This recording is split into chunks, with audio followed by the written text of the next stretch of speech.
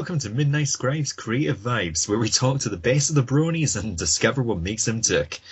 Now, tonight we have a very interesting individual on the show. First and foremost, he's a musician known for performing sets on Canterlot Hills. He's done artwork, has been involved with both Buck and Brony Scott, and, most importantly, he loves video games. Oh, he's my sort of guy. Like, my guest tonight is none other than Sketchy Sounds. Sketchy, welcome to the show. Hello. And I heard your little chuckle there during the video game talk there. Yes. It's it's certainly an important thing.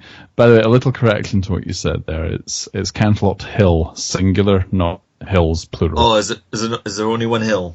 There's only one hill. There's only one hill? Oh, correct. Well, who knows? Yep. Maybe if we get a few more performers, they can add another hill, put an extension on. But you do quite long live streams, at least as far as I'm aware, because you do 2-hour live streams of music. That's correct. I do every. It used to be every Thursday, but I have recently started work, so I can't do Thursdays anymore. So I moved it to Saturday. But I do a 2-hour set every time I do it, because what I like to do is make sure that there is enough time that the majority of the people that put in a request or two can actually get to hear their song. And I do get quite a few requests when I do my show. So yeah, it's long out of necessity, and because I like what I do, I enjoy it. I have fun. So yeah, obviously, compared to other artists, doing a 2-hour live set every week, you're basically doing mini concerts. There are rock bands, that are touring that aren't doing as heavy a schedule. It's quite. It's quite a fair bit to do, and you're obviously taking requests from your audience as you're going along. How did you come along to doing this? Because I'm guessing you didn't just go straight into a 2-hour stream. No, I built up to that. You see, this is the thing. Okay, a little bit of history. For those of you who aren't aware, Canterlot Hill, a lot of the infrastructure and some of the staff that currently run that were previously involved with Everfree Network, and Everfree Network was previously, when it first turned up, known as Everfree Radio. Now, before Everfree Radio even existed, I was doing semi-regular streams where I'd be like, okay, I'm going to play my guitar, I'm going to sing some pony songs, requests things off me if you want to hear them. Now, my friend One Trick, who is a member of the Canterlot Hill staff, well, she was part of Every Network anyway. I think now she's just content creator for Canterlot Hill. Anyway, she came to me one day and was like, we're starting up this podcast called Everfree Radio. Would you like to be our first guest? Because you're like, the it was basically a case of, you are the most accessible, musician I can think of. Would you like to come and be interviewed as a musician and so forth? And I was like, sure. So I did that, and then when they actually started getting, when they started doing things regularly and having like a regular radio stream and so forth, they were like, she basically came to me and said, your regular stream thing that you do, would you like to do that on our, via our site instead and get yourself some more exposure? And I was like, sure. So I did, and I suppose you could say the rest is history. I've continued doing my show on Canterlot Hill. Well, initially on Everfree Radio, then Everfree Network, and now Canterlot Hill. And I've been doing that ever since then. So that's at least 4 years I've been at it. So you're quite a veteran of the scene then, of the Brony community. Oh, yeah. I first came into it way back during season 1.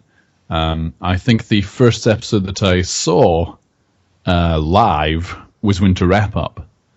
So that's going all the way back, I think, to 2010, possibly early 2011. I'm not entirely sure when Winter Wrap Up first aired, but all the way back then is when I first got into it and started getting involved and so forth. So, yeah, you could say I've been around a long time. Yeah, and was Winter Wrap Up your favourite episode, or was that just like the first one you happened to see? It was one of my favourite episodes, definitely. I would say from season 1, my favourite episode of that is and will always be Party of One. because up until then I hadn't really liked Pinkie Pie all that much. I mean, I had liked her for her randomness, but I would say that episode was the one that really cemented her as being one of my favorite characters, because it's like, she's not just some crazy happy-go-lucky, pony that's got, that is a complete airhead. It established her as having actually some depth to her character, and that's brilliant. So I really, really enjoyed that episode. Plus, later when I heard the underscore for it as well, it was like, that's really well done. Because again, music is a big thing for me, so quite enjoyed that. Yeah, I mean, you've obviously talked about how music is a big thing you're doing. You obviously do the live streams and so on, and I know you've released a small sort of Christmas EP a couple of years back.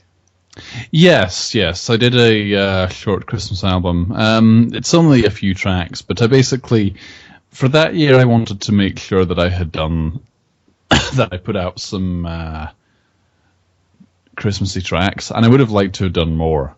But in the end, it turned out to be just about 4 or 5 tracks of just a cappella Christmas music, and I sung a variety of parts on it and mixed them all together to give a nice sort of choral effect.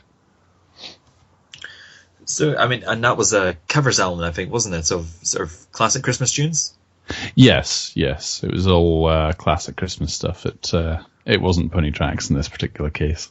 Yeah, actually, by the way, can I actually apologise that we're bringing up Christmas in June? I mean, I do feel really bad for talking about this right now.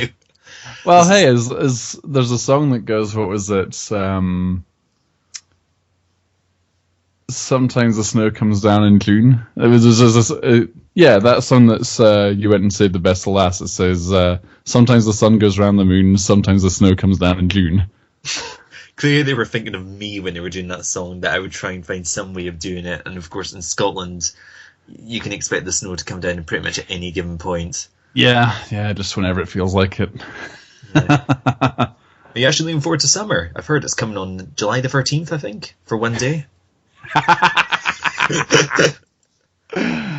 I am looking forward to summer, but not for that reason, because at the end of July I'm going to be going over for Galacon. And I'm going to be performing there. Oh, right. So you do live shows as well, then? Oh, yeah. I mean, as you mentioned before, I've been involved with some of the conventions. I mean, over the years that I've been involved with this community, I have performed at Buck twice. I was official staff at Buck once. I have been a guest at Galacon once. I have, of course, been a performing guest at Bronies as well. I'm going to be again this year, and also this year I am actually officially involved with Bronies as the guest manager. I'm seeing a reoccurring theme of you getting invited onto things as a musician and then managing the event. That seems to be your trick. Funny story, because with Bronies I think the entire reason that they brought me on as a guest manager this year is because last year, when I went, directly due to my influence, they ended up having Trigalia and Glaze coming along, and Glaze performing there. So I think they thought to themselves, obviously this guy has got some connections and also knows how to get people interested in things, so let's have him officially do it for us this year. Because last year around, I was basically directly responsible for landing them about half their entire guest roster. So they're like, So you're basically just running the event anyway. They were just making it formal. Yeah, pretty much. Well, as far as inviting guests goes, yes. Well, I suppose since back then you were just doing it, working as a performer, now you're actually managing it. How has it changed your perspective? Because obviously as a performer and helping out informally, there'd be a different mindset to when it comes to actually managing the actual event. It's surprisingly not all that different, really. Because, I mean, the main thing that I'm having to do is talk to other musicians and say, hey, this event is going on at such and such a time. Would you like to come along as a guest? Would you be available, and would you like to come? And it's a simple enough thing to do that, because I already did that last year round, and I also have talked to other people about it before and said, hey, and this is the thing that happens with people in this fandom as well, actually, is that you will get various people talking to each other about these things. Like, for example, say, in my case, when I was going to Bronies as a guest, I was like, at that particular point, I was like, I think probably the guys from the Aspertani Tumblr would be really interested in coming. Would you like to have them come along as a guest as well? And they're like, sure.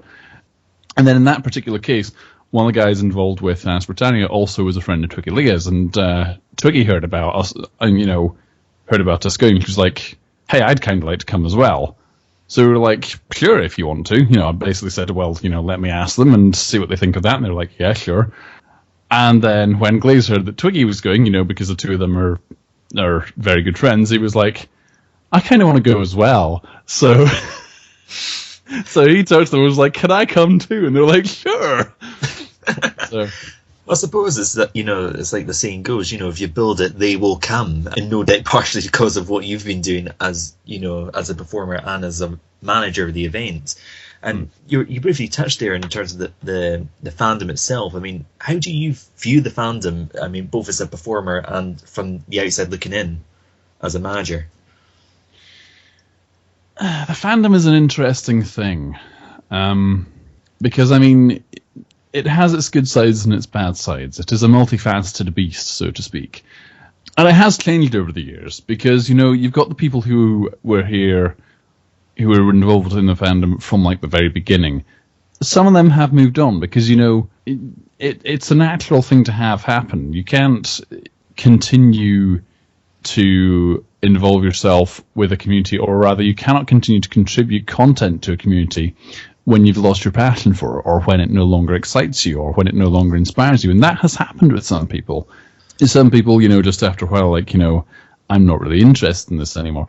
But likewise, you also get new people coming in who are like, wow, this is really cool.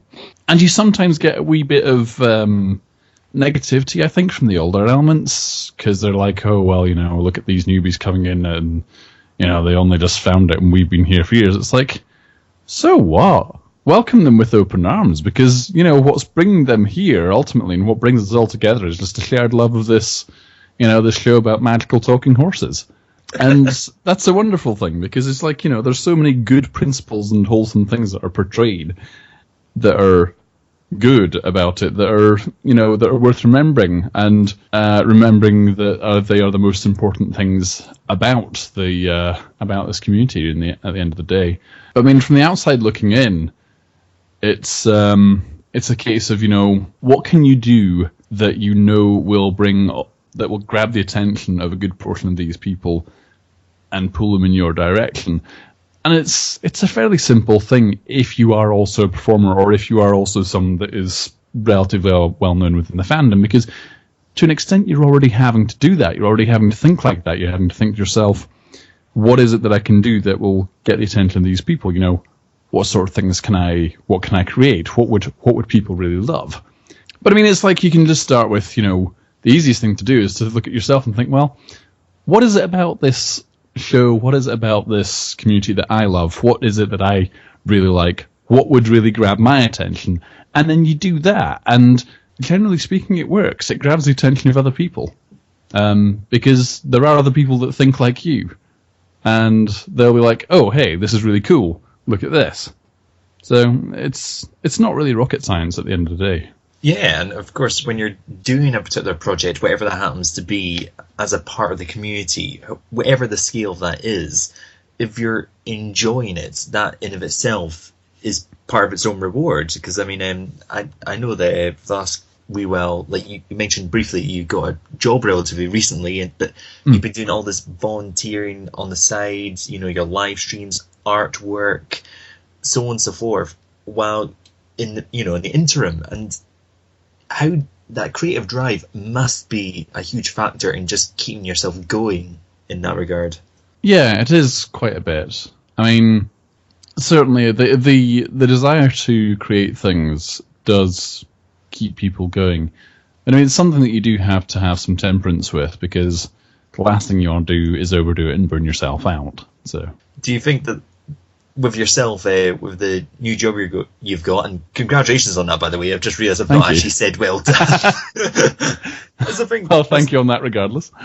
Hey, listen, look, it's something I know what it's like to try and find a job is a pain at the best of times. So it should always be celebrated when you get one.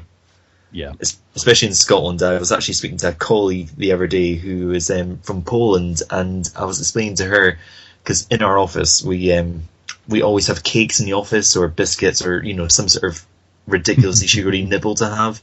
And she was saying she was trying to cut back on it, and I was trying to tell her that in Scotland, we don't care what the party is, we will come up with any excuse to have cake, or any sort of, it's like, oh look, I got a tax rebate, we'll have cake. Oh no, I had to pay more tax, I'm going to have to buy some cake to commiserate. Oh look, the tax is the exact same. Well, I've got some spare money here, why don't we have some cake? I mean, that is how we work. Yep. And definitely we're celebrating the fact that you've got this job. But I suppose you were talking there about potentially being burned out. Do you think, as you've just started this new job, that it might affect your output, or it could potentially have an adverse effect? If anything, I think it might have a positive effect. Because you see, one of the major things that drives many creative types is escapism.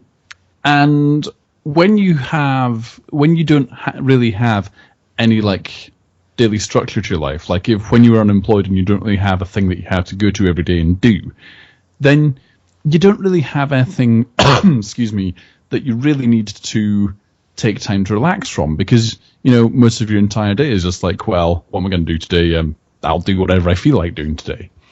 Whereas when you start doing a job and you have something that you have to go and do every single day of the week, or 5 days out of 7 rather, you're going to a place that you don't necessarily want to be, and you're going to go and do something you don't necessarily want to do, or rather that that you're not going to feel like doing every day. So that does tend to wear on you a bit, and it builds up a bit after a while. But conversely, what happens with that is it means that when you are away from that, the time that you then have to do the things that you love becomes so much more precious, and you value it more. And so that time that you have to yourself to do the things that you love, you're more likely to do them, and you're more likely to be like, right, I only have X amount of time in which I can do this, so I really want to, I want to grab that pencil and start drawing, or I want to pick up this instrument and start playing, or, I want to grab my keyboard and start writing. Because, time is a finite resource. There's only so much of it in the world. There's only so much of it that each of us have. And when you don't have a structure to your life, and you don't have, any pressure on you to make good use of that time, then generally speaking, you probably won't. So, and I would say that's definitely been the case for myself, is like, my creative output tends to sort of vary wildly, or generally speaking, just not be very high, if I don't have some sort of structure to my life. But once I do, then that's when I have to start saying to myself, okay, I've only got so much time in the day to do this, that, or the other. So if I want to get it done, I've got to do it here. And, it puts the onus on me to do it. Yeah, it's kind of forcing you to play your hand and decide, is this something I really want to do? And am I actually committed enough and care enough about this to actually put in the time and effort to actually follow it through? Yeah, exactly. Well, I mean, you mentioned, the idea of escapism there, and I mean, we briefly mentioned video games, and I have to, for myself, go down this route just a little bit, because I very rarely get the opportunity to talk about video games with the people at work. I have to talk about it with yourself, because I know from what I've heard on the street that you're a big fan of Monster Hunter and the 3DS, and that kind of there might be a certain someone that I go hunting with every so often who might, just be listening in on this and recording this at the moment. So yes, but yeah, no. I do like Monster Hunter quite a lot. I have Monster Hunter 4 on my 3DS. I play it an awful lot, to the point that I'm now at the stage where I'm making some of the most hard to come by armor in the game. That's not the only thing I play, though. I'm quite an avid gamer. I always have been. Heck, the first gaming system I got my hands on was a Master System all the way back in, when was it? 1989, I think. Maybe 1990. Oh, I love you already. I love the Master System. I love it. What did you have? The first games we had were Afterburner, Rastan, Phantasy Star, and Hang On, because Hang On came as a card with the Master System. And we later expanded the library to include a whole load of other things, one of which was, of course, Sonic. We had the first Sonic game, the 8-bit version of it that was on the Master System.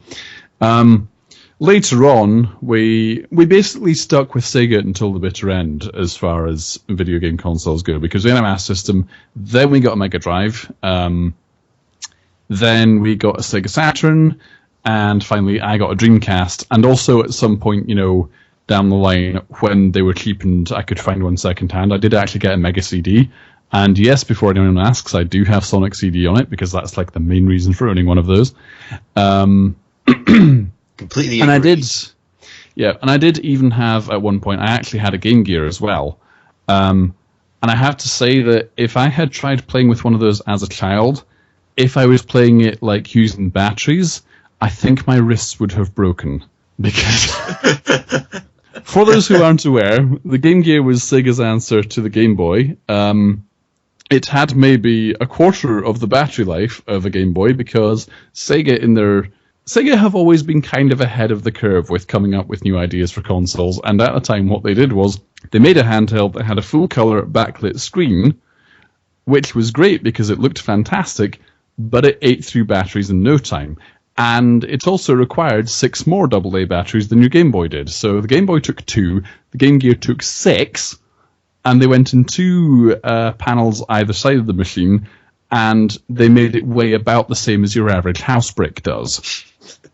It's so true. I've actually got my Game Gear literally about 2 feet away from me in the box, and it's just, it's a beautiful machine, absolutely fantastic, but it is a brick. It is the sort of 90s equivalent of a Nokia phone. Yeah. It's indestructible and all, but it will also destroy your wrists if you hold it for too long. But yeah, I had one of those, and then after Sega kind of bit the dust, I eventually went Nintendo. I got a GameCube because that was where Sega's games had gone, and then continued on with Nintendo from then on. Got a Wii, and then these days I have a 3DS, let's say. I noticed you didn't mention Wii U. I have to call you out on that, because I don't have one. Oh, it's... I honestly don't have really much of an onus to get one. I don't really feel like getting one, because I've become less keen on consoles because I have a decent PC. And most of the games that I want to play these days are multi-platform release, and it's like, well, I've already got the best platform because I've got a PC. It's always going to outperform the consoles. So I can see controversy brewing. Oh yeah, no doubt the comments on this are going like, no, there's going to be a whole lot of people going like, yeah, this PC mouth race, and then everyone else, and then there's going to be people going, no, the console's the best because they get the console exclusives. And it's like, yeah, how many of those remain exclusives? How many of those do you then see ported to PC later on? Ha ha. Oh cricket, I can see war, but they're not even going to notice our names. Like, they're not going to be going Sketchy and Midnight Scribe. They're just going to be going, what are those two guys on about? It's like they'll be going on about Sony and about Microsoft, and I'll just be in the comments going, Wii U, Wii U, Wii U, Wii U, Wii U, until eventually we can get someone to buy it. And you'll sound like an ambulance going past. I will sound like I'll sound like a British ambulance driving by. Which does describe what the Wii U is like right now, because it's currently on life support, so it probably isn't an ambulance. Yeah. But beautiful machine, I love it. But you're a handheld guy yourself, like you're mentioning the 3DS and the Game Gear and so on, and absolutely great machines. And it's been so much fun talking to you about video games. This is kind of like my big passion, so it's great to actually be able to talk with someone who can say the words Master System and know precisely what we're on about. Yes. But I'll tell you what, I think on a high like that, I've got to wrap it up there. But I have to say, firstly, thanks for coming on the show. And secondly, where can we find you, Sketchy? I'm in a variety of places. You could say that it's very difficult to get away from me in some respects. First and foremost, Saturdays on Canterlot Hill, 9 p.m. UK time, you can find me doing the Sketchy Sounds live songcast for 2 hours. I take requests from the Canterlot Hill chat, so if you're in there and you have a song you want me to sing, go ahead and request it. I usually have an assistant or two in the chat taking the requests, and there'll always be a message about how to get the requests to them.